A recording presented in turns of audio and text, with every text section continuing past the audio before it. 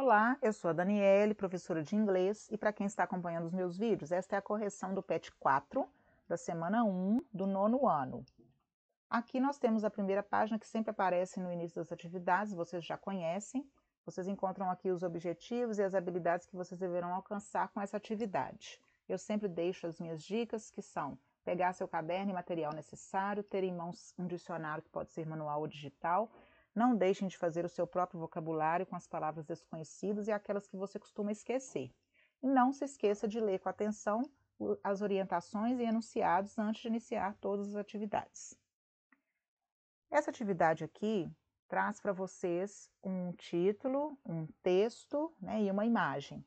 Vocês vão então fazer aquela leitura rápida primeiro do título, dar uma olhada na imagem, leia o texto, fazendo aquela conexão entre as palavras cognatas, as parecidas com as do português, e aquelas que vocês já conhecem. Leiam uma segunda vez, buscando no dicionário uma palavrinha ou outra que vocês não conhecem, para tentar melhorar a compreensão do texto. E aí, se achar necessário, leia uma terceira vez, tentando melhorar ainda mais a compreensão geral, o tema central, o que esse texto está querendo dizer para vocês. E aí a gente começa a responder as nossas questões.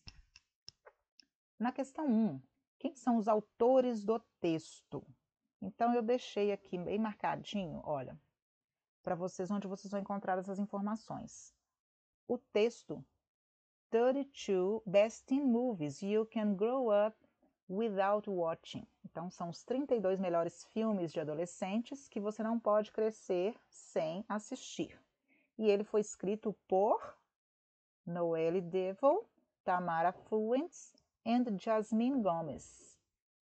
Olha lá a resposta. Número 2. Os valores, os costumes, os hábitos, etc., de cada cultura podem ser percebidos em filmes que foram produzidos em diferentes épocas. Será que os adolescentes mostrados nos filmes indicados no texto eram realmente reflexo do tempo em que viveram? Para ajudar você a responder, pergunte aos seus pais responsáveis o que eles assistiram na infância deles e qual filme marcou a época na opinião deles. Então, isso aí é uma resposta pessoal, cada um vai fazer a sua pesquisa, vai perguntar para um familiar sobre os filmes que ele assistia na época da adolescência e se isso retratava a época em que eles viviam. E aí vocês vão escrever a resposta de vocês. Qual é o nome do site de onde o texto foi retirado? No texto, prestem bastante atenção em tudo o que tem de informação no texto. Vocês vão encontrar essa informação lá embaixo, no finalzinho do texto, última linha, onde está www.17.com. Então, dot, né?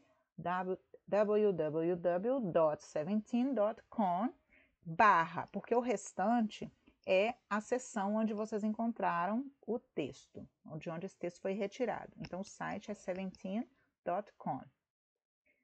Em que data o texto foi publicado? Aí vocês vão prestar atenção, porque eu tenho duas datas informadas no texto.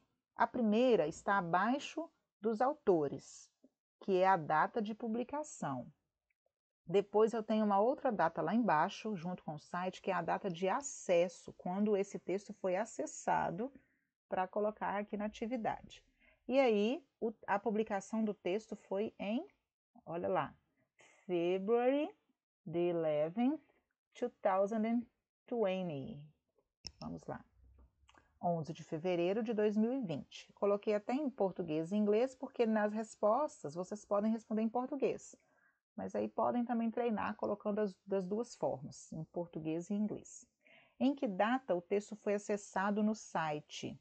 Que é essa que eu acabei de falar. Logo lá abaixo, na última linha onde está o site de onde foi retirado, no finalzinho vem escrito acessado em 3 de julho, olha lá, 3 de julho de 2020. Então, no dia 3 de julho de 2020, a pessoa que fez a atividade acessou esse texto para preparar essa atividade para vocês, mas ele foi publicado em fevereiro. Qual é o assunto do texto? Como a gente já viu aqui pelo título, pela imagem e pelo que o texto fala um pouquinho, né? que é sobre a realidade dos adolescentes trazida para os filmes. Então a gente pode aí, como sugestão de resposta, colocar que os filmes são baseados na vida de adolescentes que você não pode deixar de assistir. É o tema central do texto. Se vocês quiserem responder de outra maneira, mas trazendo para esse contexto, não tem problema. Número 7. Qual o sentido mais adequado para a expressão "You'd be surprised with ones you haven't seen"? Tá abaixo do título essa frase. Você fica surpreso com os que você não vê, você ficou surpreso com os que você não viu, você ficará surpreso com os que você não verá, você ficaria surpreso com os que você não viu. Observe que aqui, pelas opções, nós estamos tratando de tempos verbais, né? Você tem aí o verbo ficar no presente, no passado, no futuro do pretérito, e tem aí o verbo ver, né? No passado, no present perfect, que a gente vai ver aqui.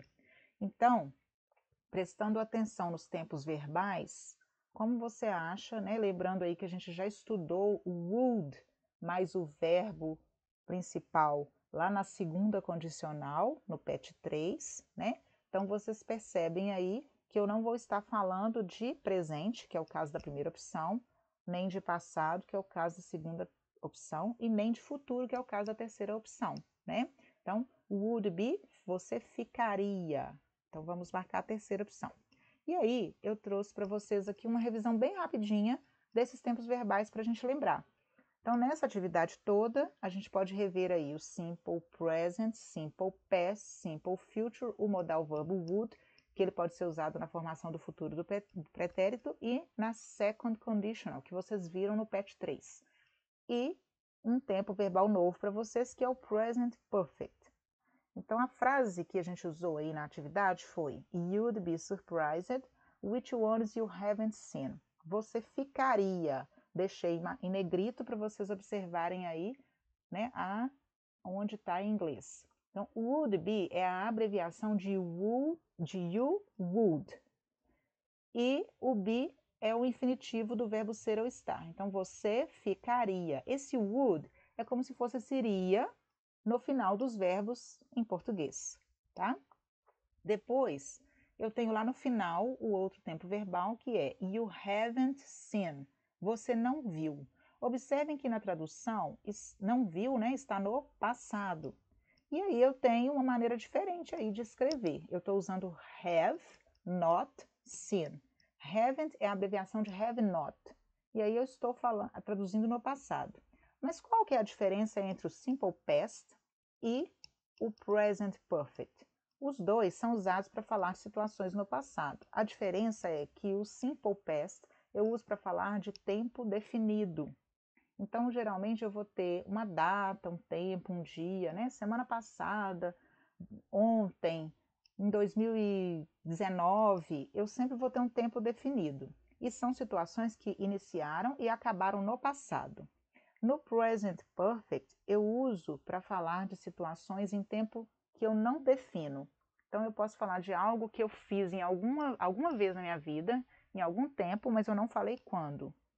E também para falar de situações que começaram no passado e têm alguma influência no presente.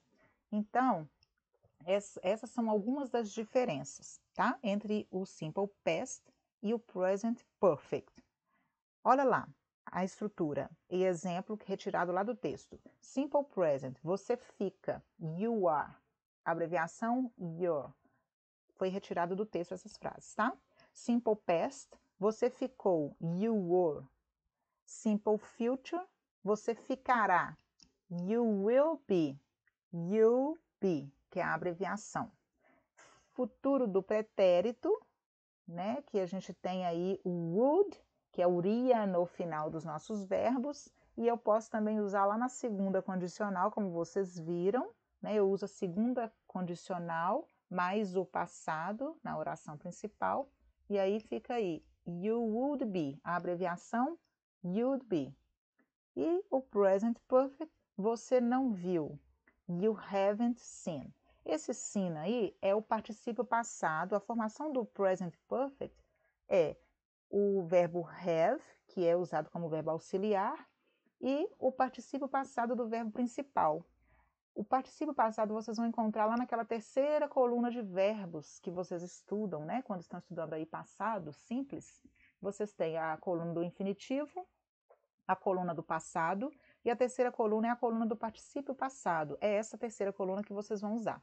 Então, só para lembrar que os verbos regulares, eles têm a mesma forma. O particípio passado tem a mesma forma do passado. Então, vocês vão acrescentar de. E os verbos irregulares têm a sua forma própria. Alguns verbos vocês vão observar que eles têm a mesma forma no infinitivo, no passado e no particípio passado. Outros têm formas diferentes em cada uma dessas formas, né? No particípio passado e no passado. E outras têm a mesma forma no passado e particípio passado. Então, é decoreba mesmo. Vocês vão dar uma estudada nessa lista. E o haven't aí é a abreviação de have not. Como ele é o verbo auxiliar, eu sempre vou colocar o not juntinho dele, tá?